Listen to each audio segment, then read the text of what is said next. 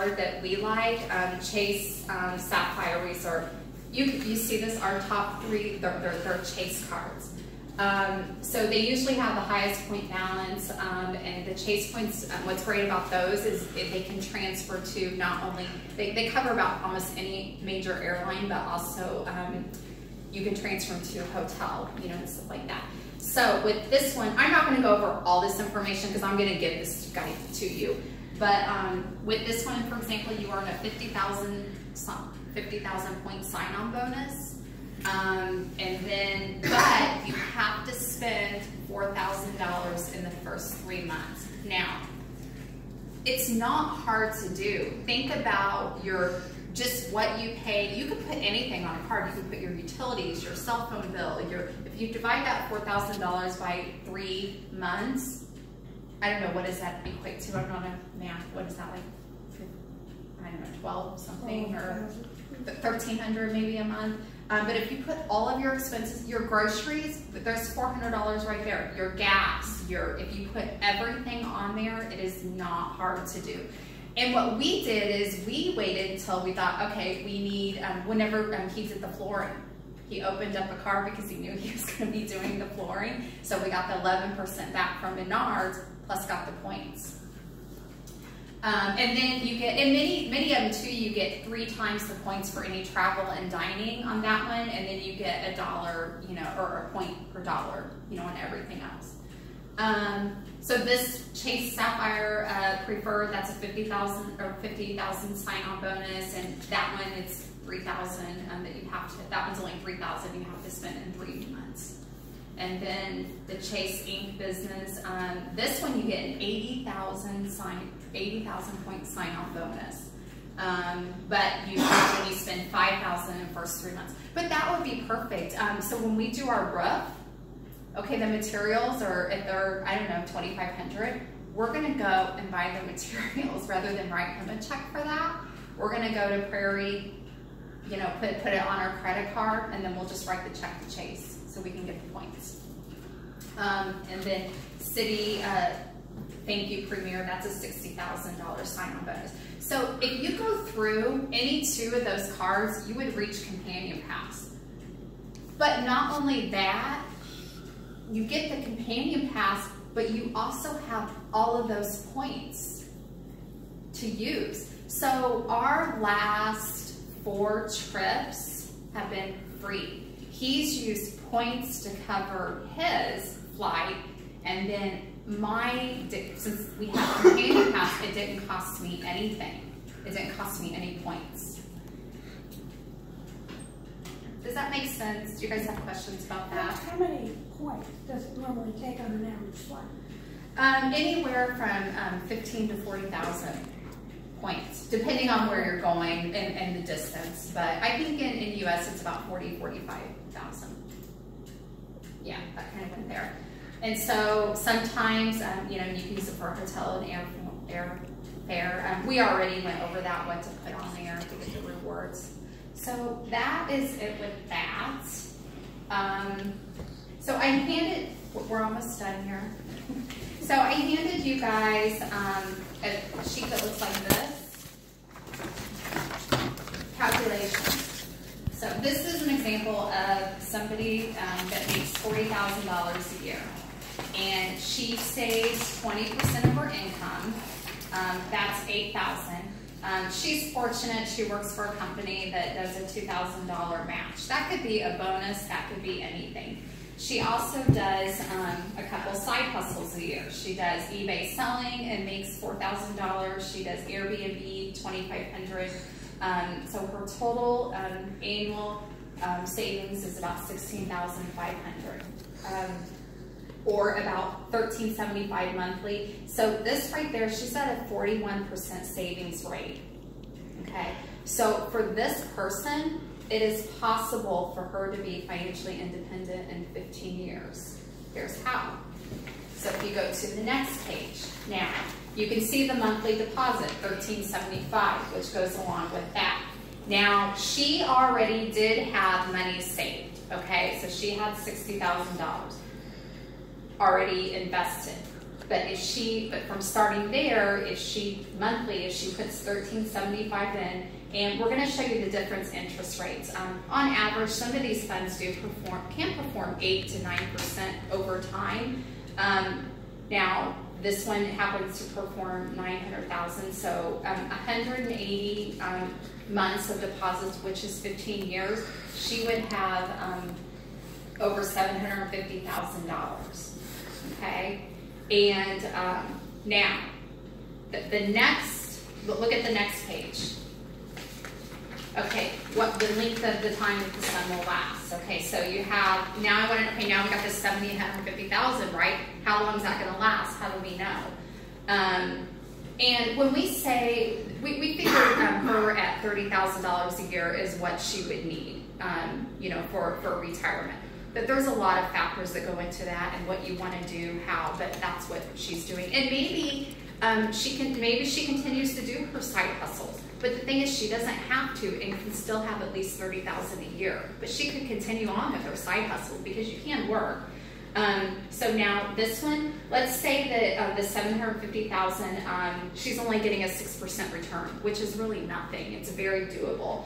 And if she withdraws about $2,500 a month, that $750,000 with a 6% rate and withdrawing $2,500 a month, that money will last for 100 years. She'll never run out of money. So now we went even further. Okay, well, let's say this fund, it's not really doing that great, and over time it's only a 4.5% return. So if she would withdraw $2,500 a month, now that, you could see just that 1.5% difference. The account will be exhausted. She would still have it 39 years. So I think that's very telling. I'm not going to go over this. This is just something that I think especially will help you guys with as young as you are. This kind of shows the power of compound interest. I probably have given this to your mom saying take it home or something before, so you may have seen this, but it kind of shows the difference between Katie and Joe, and she puts in less money, but because she started a lot earlier, kept it in, she actually ends up with a lot more. So this is just something in additional that, and then there's just some other information, the simple path to wealth, some information on there.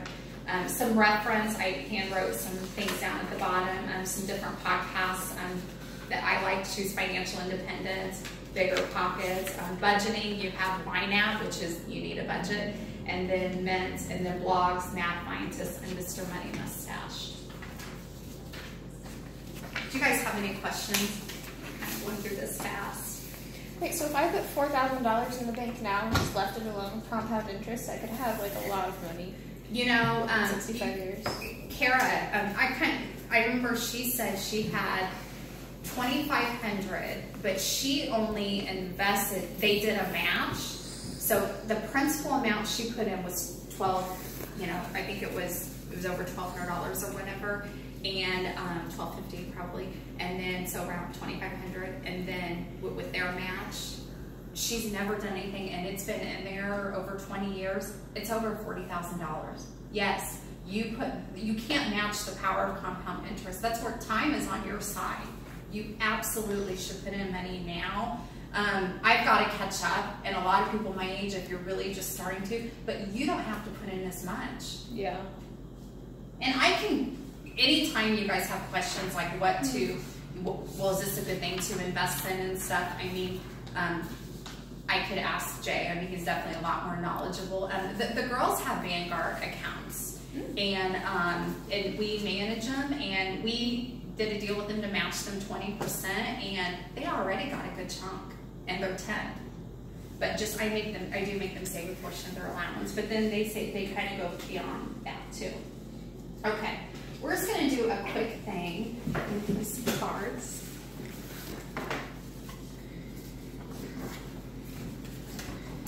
Give you some too.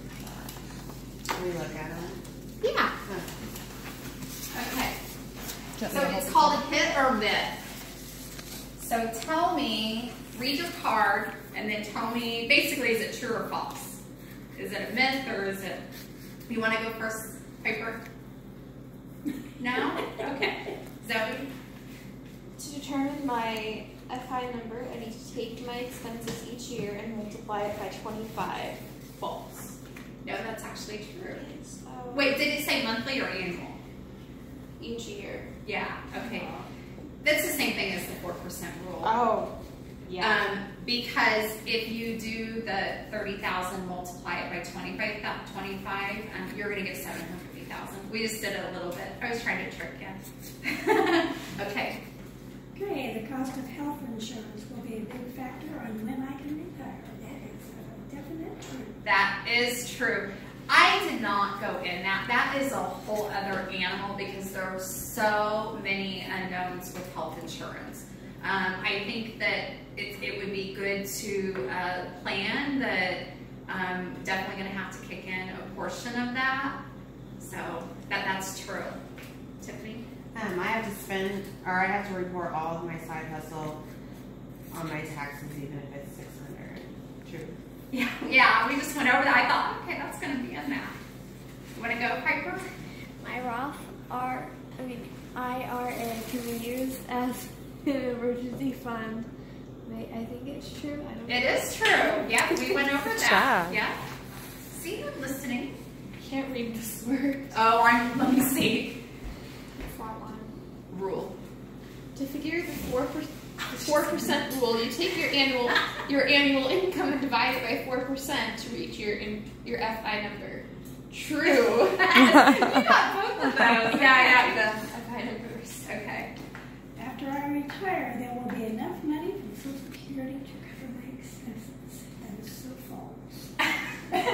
I guess if someone's living in a camper and, but even with that, by the time we get there, there may not be Social Security. I mean, who knows? That's kind of like health insurance or so many unknowns. Not according to parent talk. Low cost index funds are a good investment. So, I don't know. That's, I guess, true, isn't it? It is true. Yeah, that's what BTSAX is. And S&P 500. What Warren Buffett likes. He does 90% of his money S&P 500 index funds and 10% bonds. Again, the younger you are, the more risky you can be, right? Absolutely. You got to determine your risk value. I know people that put 100% money in there. It is impossible to retire until I'm 65. That was false. Yes, because you just heard you can. There are the guys that did the podcast. One's an accountant. One was a pharmacist. They're retired. The accountant is 35. He's retired. I don't have any more. Okay. Oh. And we don't have to read them all. A new car is a good investment. False. It starts depreciating as soon as you drive it off the lot. Absolutely. Only invest in low cost index funds like fast tech or S&P 500. BTSAX and That's not only, but you can invest in others. yeah, that's kind of a tricky thing. It's all individual. I like to be a little bit more diversified, but those are good investments. But you don't have to only do that. Okay. Do you guys want to? Do you guys have any questions or anything? I know you have. I do. I got one. Okay, take somebody average age 25, low income. What would be a good investment for her? I think. It's not me because I'm not 25. Here's what I would do. Is she kind of a paycheck to paycheck? Doesn't have a lot of extra money? Definitely a Roth IRA is what I would recommend starting off at first. Two, as I said, you can. If you ever had a big emergency, you can access the principal and there's no tax penalties. Now, but you know what? I would still recommend, even if you can take 20 bucks, whatever, and still do like a low cost index fund. Absolutely. But I would do a Roth. That would be my choice, is to do a Roth IRA. Anybody else have any questions? Is there a minimum amount of money you have to put into a Roth IRA? You can put in, I can't remember, it's either $5,000 or $6,000 a year. There's not a minimum, but it's $5,000 or $6,000 a year maximum that you can do. So not a minimum, but there is a max. So you know what? I started off putting $100 in there, and then also you can do like. You could do what you definitely think you can. So maybe if you did to do $100, you know, a month or whatever, but then you get a bonus or you get, you know, you come into some money or, you know, something like that, you can at the end of the year catch up and max out that $6,000. So you can do a lump sum if you want. You can do it however you want.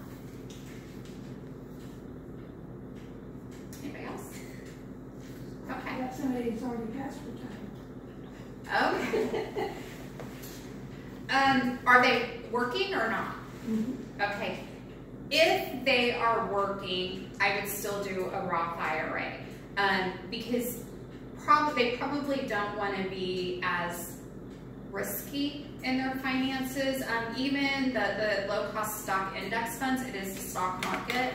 So you've got to determine your risk level. If you had a bunch of money and wanted to do some of that, but then too, like we were talking about before with the Roth IRA, that can act as your emergency fund too. And now, but you can only do that when you're working. If someone's retired and they still want to put money back, I would recommend like a money market account, you know, or something like that, and then they can still do, you know, the funds on their own, you know, or something like that. But you know, the online savings account, because it's like double what the banks here offer. Like Allied I think is like the best that I've seen percentage-wise what you get. Okay. Anybody else? Okay, I'll let them start. Would you guys want to participate in a role play? And then that's it. You do? I knew you would. Okay. Cool. But you guys know where I am if you need to ask me any questions, you know, or anything.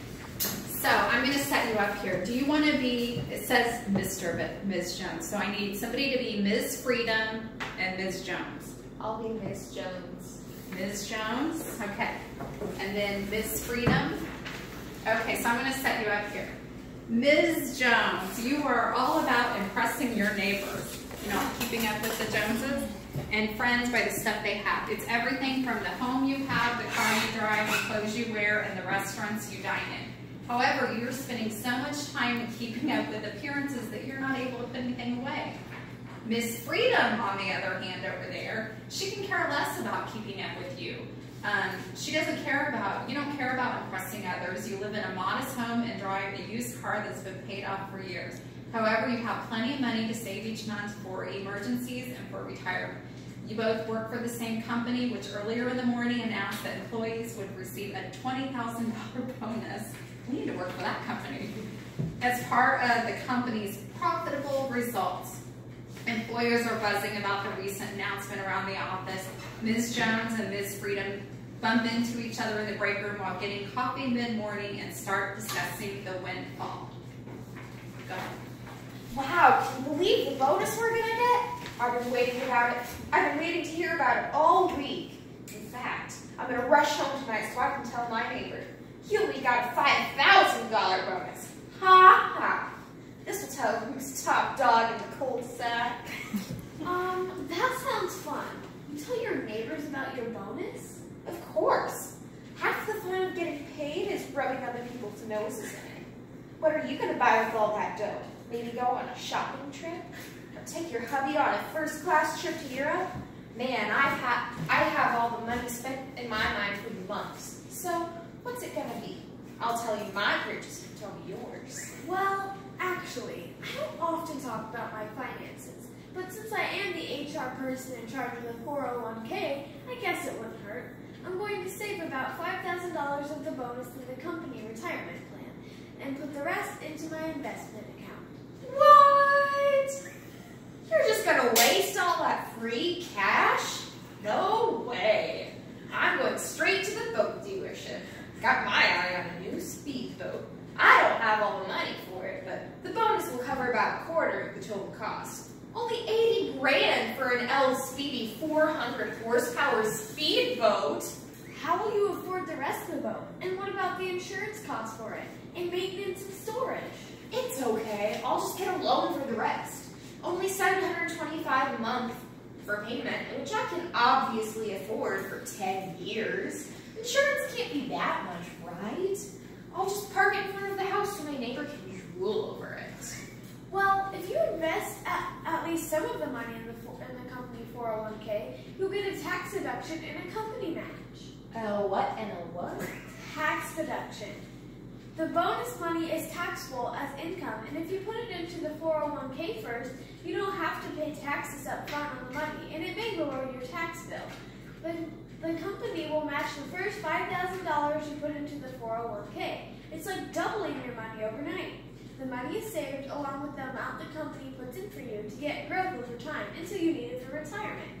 In my case, the $10,000 total, my initial $5,000 plus the $5,000 from the company, will grow tax-free for the next 10 years, which is when I plan to retire. In addition, I will have the extra $15,000 to invest for a total of $25,000. Retire? You're only 40. You should have at least 25 more years to work. Maybe 30. I'd rather have the boat and have some fun along the way. You only live once. Besides, the boat will still be worth something in 10 years, right? I've always paid myself first and then spent the rest. My family and I enjoy a couple trips per year and have a lot of fun doing local free events. That's how we still enjoy our time now while preparing for retirement.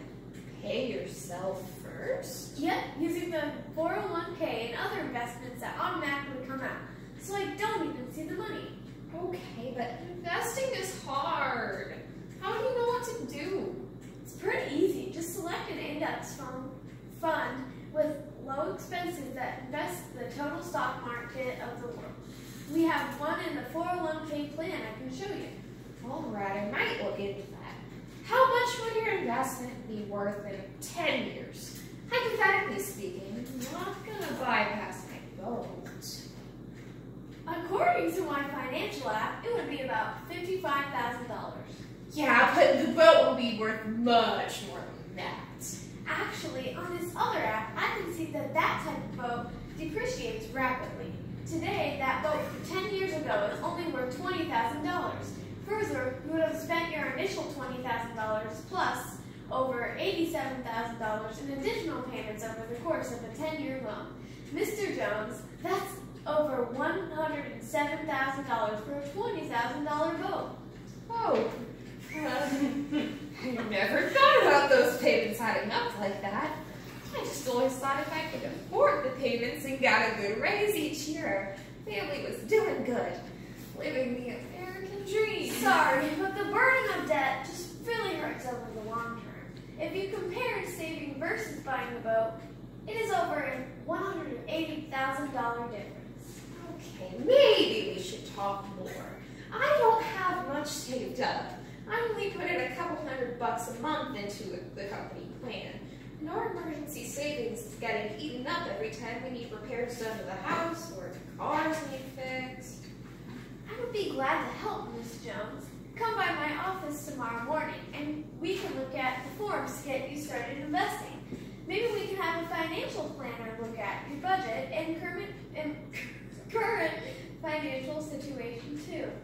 Sounds good.